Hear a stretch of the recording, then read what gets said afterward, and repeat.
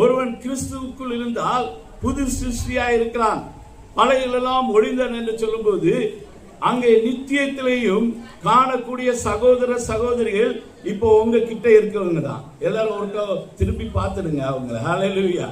அவங்க மூஞ்சி பாருங்க. இவங்க தான் உங்க கூட நித்தியத்துல இருக்க போறவங்க. ஹல்லேலூயா. அருமையான தேவனுடைய பிள்ளைகளே, நாம் அதனாலதான் ஆண்டவர் சொல்கிறார், நீங்க என்னுடைய பிள்ளைகள். எபேசியர் 2ஆம் அதிகாரம் 19ஆம் வசனம் வாசிங்க. எபேசியர் 2:19. ஆகையால் நீங்கள் இனி அந்நியரும் பரதேசியுமாய் இராமல் பரிசுத்தவான்களோடு ஒரே நகரத்தாரும் தேவனுடைய வீட்டார்.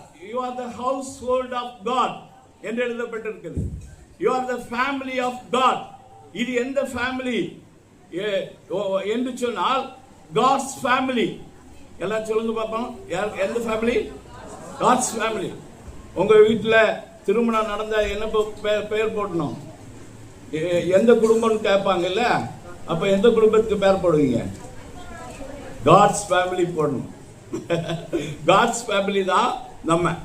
என்னுடைய மகளுக்கு திருமணத்தில் நான் அதை இம்ப்ளிமெண்ட் பண்ணேன். என்னுடைய மகளுக்கு கல்யாணம் பண்ணி கொடுத்தவர் அவர் முதல் தலைமுறை கிறிஸ்தவர். அவர் அப்படின்னா ஹிந்துவிலிருந்து ஏற்றுக்கொண்டவர். கிறிஸ்தவங்கள்ட்ட கேட்டிருந்தா அவங்க ஒத்துக்க மாட்டாங்க.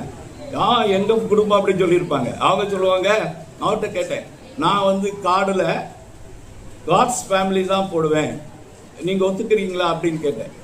அவங்க சொன்னாங்க, தாராளமா போடுங்க அப்படின்னு சொன்னாங்க. அங்க ஆர்ச்சில் போட்டுருவாங்க, காட்ஸ் ஃபேமிலி தான் போட்டேன்.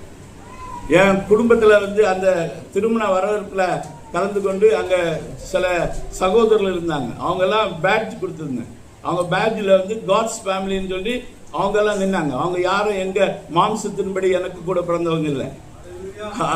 அவங்க எல்லாருமே தேவனுடைய பிள்ளைகள். ஹல்லேலூயா. அவங்க அந்த பேட்ஜை போட்டு அவங்க நின்னாங்க. பாஸ்டர் வந்திருந்தாரு. பாஸ்டர் கவுன்ஸ் என்ன தெரியல. அது எல்லாருமே இருந்தாங்க. அப்போ இதை நாம் இம்ப்ளிமெண்ட் பண்ண வேண்டும். நம்ம காட்ஸ் ஃபேமிலிங்க. இது சும்மா பேச்சுக்கு சொல்ற வார்த்தை இல்லை, பேச்சுக்கு சொல்றது கிடையாது.